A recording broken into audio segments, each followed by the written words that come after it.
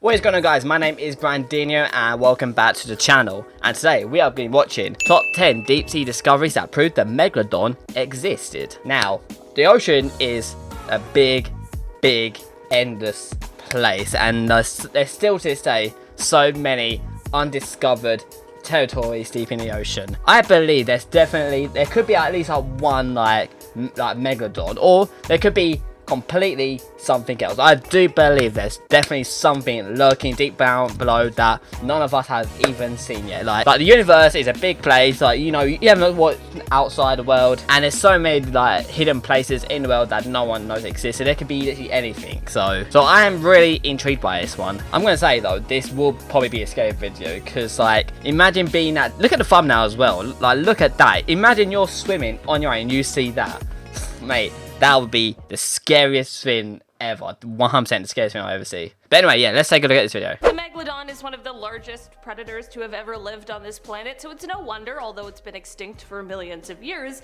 this creature still captures the imagination of people everywhere. Today we are diving into the evidence of how we even know that they once existed. Let's dive right into the warm, prehistoric waters as we cover the top 10 deep sea discoveries that prove the Megalodon existed. I like how it says existed and not exist. It could still exist, you just never know. I'm just saying, you just never know. The first discoveries. To start off with, we are taking it back to the Renaissance era. According to accounts from the time, there were discoveries of huge triangular fossilized teeth, but at the time these teeth were so big and they had no idea who or what they belonged to. Instead, people of the time thought that they were petrified tongues or shed teeth that belonged to snakes and dragons. I mean, dragons is a bit an over exaggeration. Like, I don't think dragons can like exist. It's not possible, is it? It can't. I just don't think that's a bit too much. That's too fantasy, you know. It wasn't until 1667 when the Danish naturalist Nicolaus Steno recognized them as the teeth of sharks, and it was then that he described his finding in the book, The Head of a Shark Dissected, which also contained an illustration of the tooth. In our number 9 spot today, we have the feeding habits.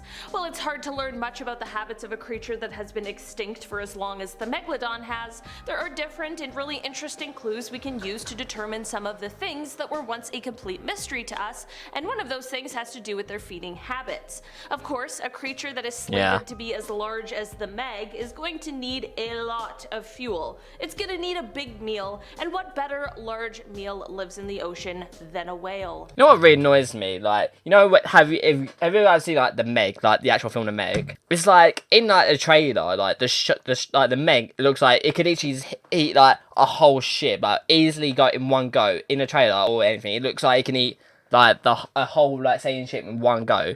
And then when you actually see the film, like the shark is like no bigger than the ship. It's just like a normal like sized shark. When you compare it to people, yeah, it is fucking like massive. In some scenes, it's actually a lot bigger than you actually see it in other scenes. Like, in some scenes it looks smaller, some scenes it's just freaking enormous. I swear to God, in the movie, it always changes size. That's the only con I can say about the film. I love the film, but I swear the shark always changes size. It's so annoying. One of our current largest creatures was a Megalodon delicacy. You may be wondering how we were able to figure this out, and that relates back to the finding of fossilized whale bones. I think he said he could actually tear the blue whale etched into their surface.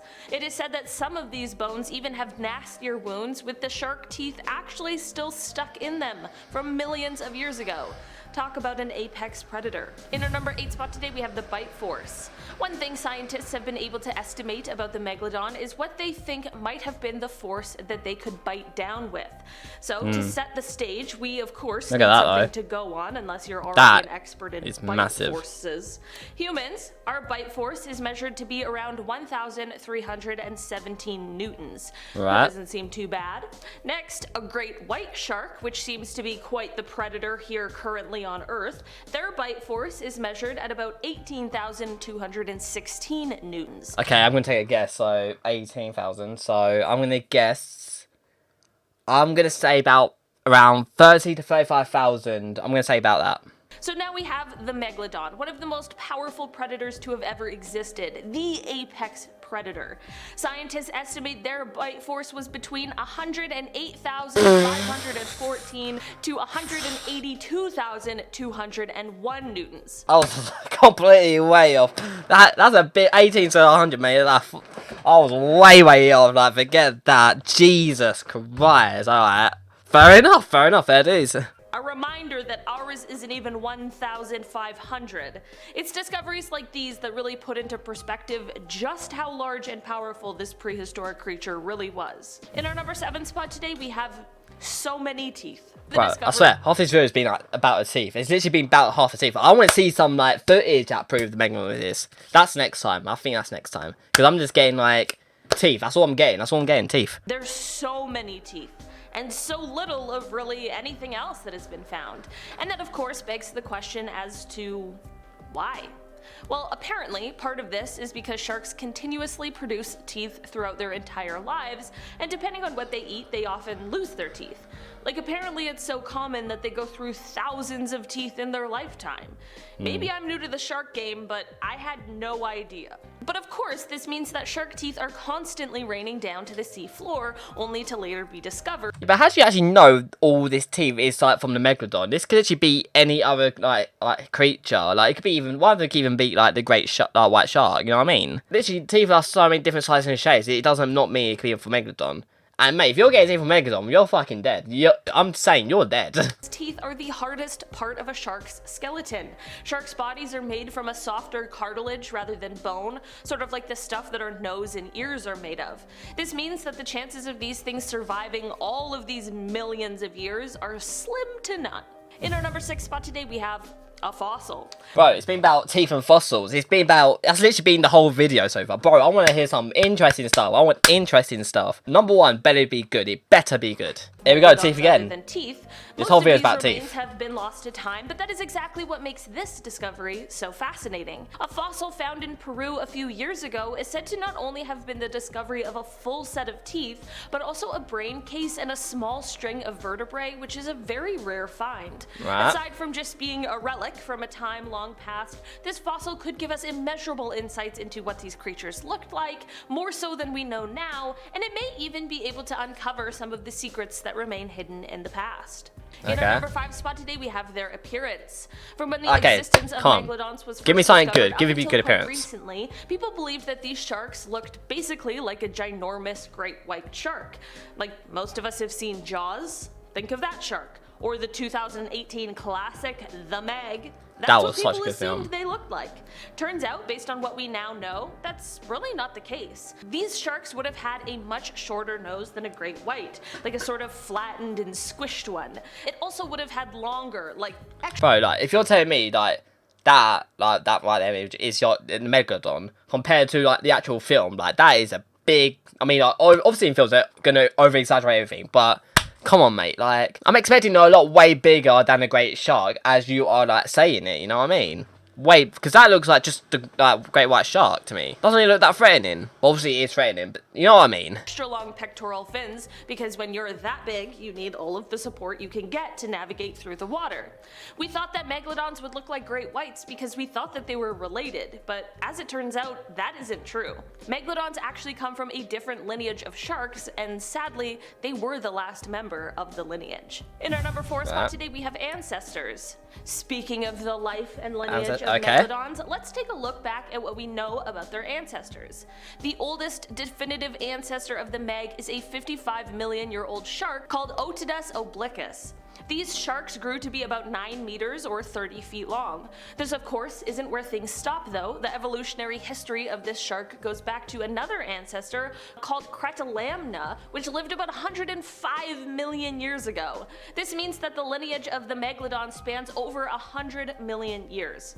That's wild. This is part of how they found out that Megs and great whites weren't actually as closely related as once thought. Through more fossils that have been found, they've been able to trace this lineage, and in fact it is now believed that ancestors of great white sharks and the Megalodon probably lived at the same time, and they were likely in competition with each other. I mean, if you're like tracking like the fossils from the ancestors trying to get closer, that is fair play. It is fair play, but it's just like, it's still not enough. It's still not enough, I think. Imagine a scientist say trying to prove that about the Megalodon is extinct, or if it still exists. Imagine that. Imagine what they're doing today. They must go through hundreds and hundreds of different fossils. Safe to say it would have been a pretty terrifying time to live in the ocean. In our number 3 spot today, we have a Cosmopolitan.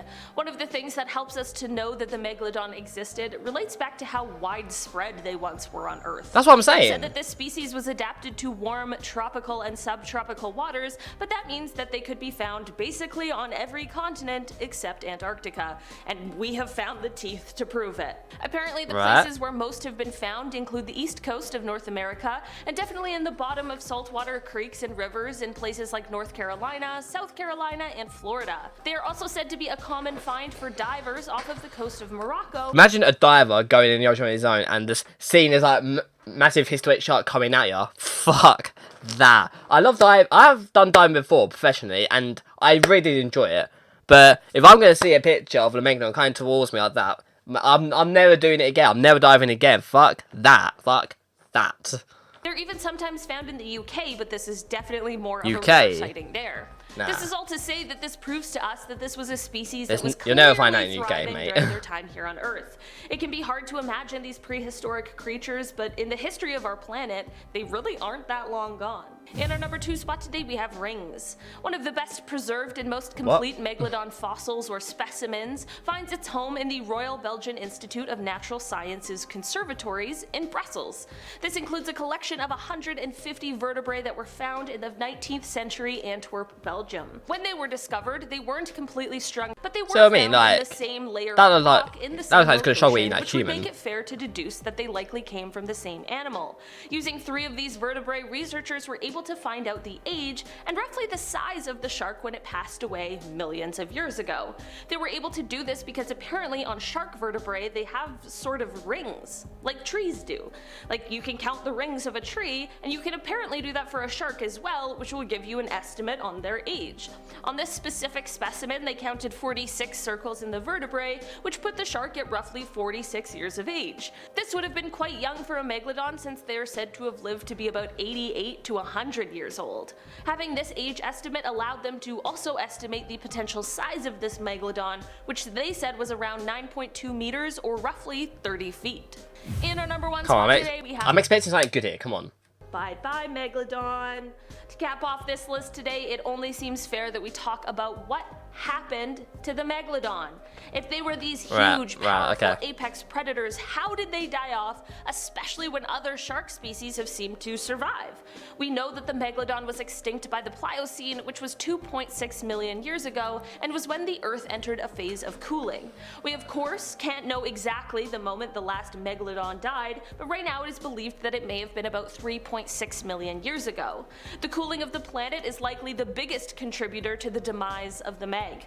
I mentioned before that they preferred warm tropical waters, and a drop in those temperatures would totally throw off the habitat that they once called home. This significant habitat loss, coupled with the likelihood of their favorite prey either also going extinct or adapting to cooler waters and moving where the sharks couldn't go, truly is a recipe for disaster for the good old Megalodon. Another big contributing factor relates to when they gave birth, which is thought to have happened close to the shore. Imagine like a shark that size giving birth. That would be traumatizing to see, but also, I don't know, you can't want to have your curiosity about how the hell that works. Which would provide a cozy, shallow nursery for their young that was free from predators like large whales. This is all fine and dandy until ice begins to form at the poles and the sea levels dropped, which means that the safe place where they once went to have their pups was now destroyed as well.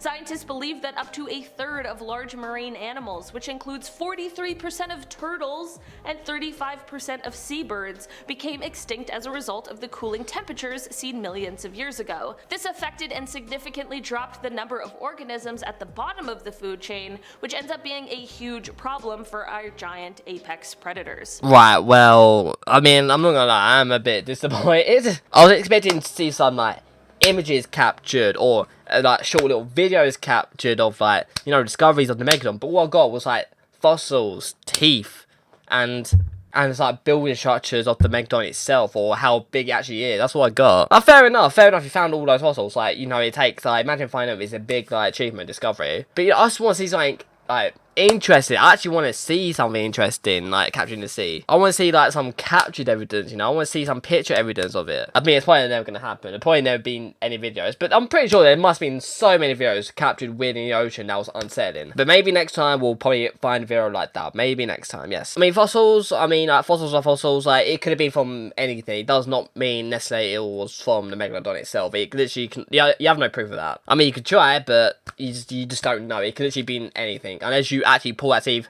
from that shark itself. There's no way you can actually determine. So not really convinced, but hey ho. But I hope you guys enjoyed that video. If you did, then make sure you give it a like and subscribe if you're new to the channel. Make sure your notification bell is on, and I will see you guys later. Take care. Goodbye.